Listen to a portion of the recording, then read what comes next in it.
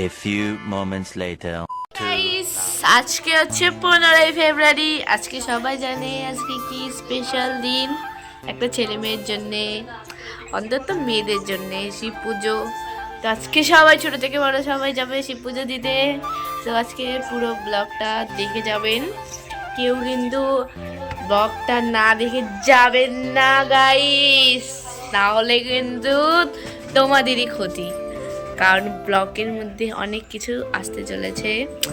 তো সারাদিন কীভাবে কেমনভাবে কে কেমনভাবে পুজো দিবে সেগুলা সব আমি ব্লগে দেব।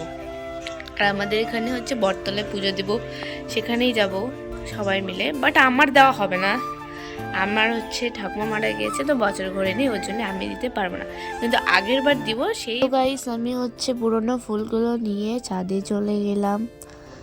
ছাদে আসলাম, ছাদে আসার পর সেগুলোকে আমি হচ্ছে টবে লাগাবো। তো ঠিক গাইস, তো টবে লাগানোর পর আমি জানি যে টবে লাগালে এগুলো হচ্ছে যখন সিজন হয় তখন হয়ে যায় গাছ, তার জন্য মা বললো যে ছাদে গিয়ে লাগিয়ে দে। তো তারপর আমি হচ্ছে এগুলাতে ভাবলাম লাগাবো, তারপরে ভাবলাম না এই সাইডে হচ্ছে টব আছে ওগুলোতে লাগিয়ে দিই। তো সেই হিসাবে আমি দেখলাম যে হচ্ছে কয়েকটা পচে গেছে, তাও আমি ওগুলা দিয়ে দিলাম, হচ্ছে ছিটিয়ে দিয়ে দিলাম, কয়েকটা ফুল ছিঁড়ে ছিঁড়ে দিয়ে দিলাম, ভালো করে যেন হয়ে যায় গাছগুলো।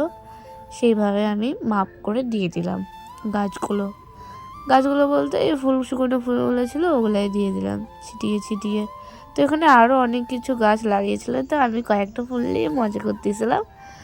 তো গাইস হচ্ছে আজকে শিব পুজো, তো কে কে পুজো দিবেন প্লিজ কমেন্টে জানিও। তো আমি হচ্ছে এবার দিতে পারবো না, আমি বলেই দিয়েছি ব্লগে, এবার আমি দিতে পারবো না, কী কারণে দিতে পারবো না সেটাও আমি বলে দিয়েছি। তো তার জন্য আজকে আমরা হচ্ছে বটতলায় যাব, সেখানে গিয়ে আমি দেখবো কে কীরকম করে পুজো দিচ্ছে, একটু প্রসাদও খাওয়া হয়ে যাবে। তো গাইস আমি চলে আসলাম আমার দিদির বাড়িতে, আলপনা দিতে চলে এসেছি। দেখো আলপনা দেওয়া হয়ে গেছে, আর 2-3টা বাকি ছিল, সেটা আমার দিদি দিয়ে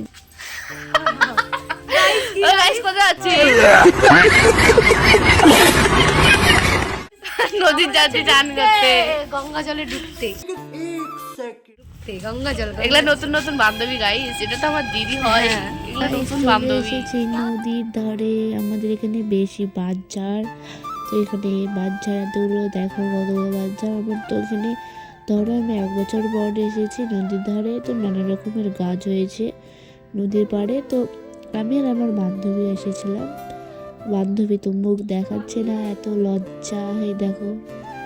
তো আমরা যাচ্ছিলাম নদীতে, তো আরও 2জন ছিল, বাট ওরা নদীর ওই পাড়ে গিয়ে ফুল আনতে গিয়েছিল। তো আমাদেরকে বলতো তোরা যা নদীতে বসে থাক, আমরা যাচ্ছি। আমরা বললাম ঠিক আছে তাহলে চল যাওয়াই যাক নদীতে গেলাম। তো আমরা নদীতে যাওয়ার পথে কিছু গল্প করছিলাম, বাট গল্পটা বলা যাবে না। তারপরে আমার বান্ধবীকে বললাম চলো ওইদিকে যাওয়া যাক, তো বলতেছে ঠিক আছে চ। তো এটা আমাদের নদীতে যাওয়া পাতলা ছোট একটা সরু রাস্তা। তারপরে আমরা হচ্ছে দেখলাম রাস্তা খুঁজে পাচ্ছিলাম না, অনেকদিন পর এসেছিলাম তো তার জন্য আমরা রাস্তায় খুঁজে পাচ্ছিলাম না। ফাইনালি রাস্তাটা খুঁজে পেয়ে গেছি, তো আমরা হচ্ছে যাওয়ার জন্য প্রস্তুত। বলতেছে ওরা আসুক ততক্ষণ আমরা কিছু ভিডিও বানিয়ে নেই। আমি আমার বোনুর ভিডিও বানিয়ে নিয়েছিলাম।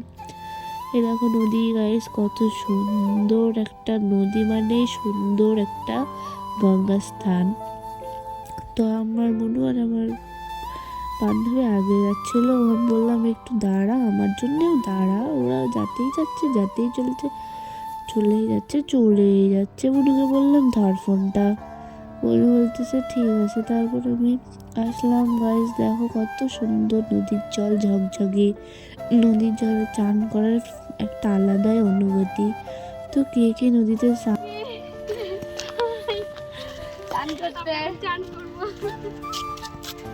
তো চান করার ভিডিও তো দেখাতে পারবো না, কিন্তু চান করে তারপর দেখাতে পারবো। একটা ডাইনি শয়তান মেয়ে, কি বলবো, মানুষের নামে কুটনি না করলে হয় না। कैसा लगा मेरा मजाक? सबर करो। बोला धक्का बुक्की नहीं करने का जीजा आराम जी से है और हम लोग जाएंगे बटतला मैंने बोला था আমি বলছি समझ रहे हो समझ रहे हो आप তো আমরা হচ্ছে রেডি হয়ে গেছি আমার দিদিকে রেডি করাবো তারপর যাব এরপর ব্লগে দিব হচ্ছে ধামাকা।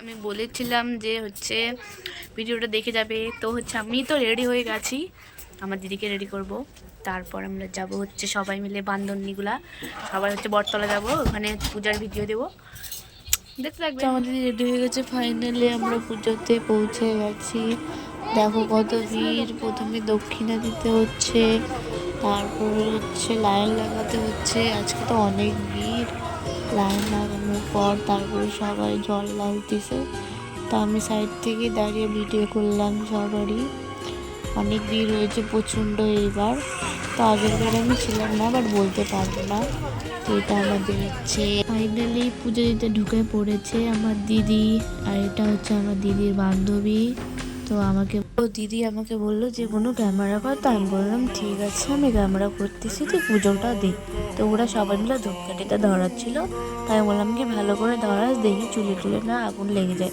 কারণ আমার আগে 2023 জন্য বুঝাই তখন আমার চুলে আগুন লেগে গেছিলো তার জন্য আমি বললাম যে সাবধানে তোরা পুজো দিস তো আমি শিব মহারাজকে প্রণাম করে নিলাম তো তোমরাও প্রণাম করে নিও গাইস ভিডিওটা ভালো লাগলে লাইক কমেন্ট শেয়ার করে দিও আর সাবস্ক্রাইব করতে কিন্তু কেউ ভুলো না গাইস থ্যাংক ইউ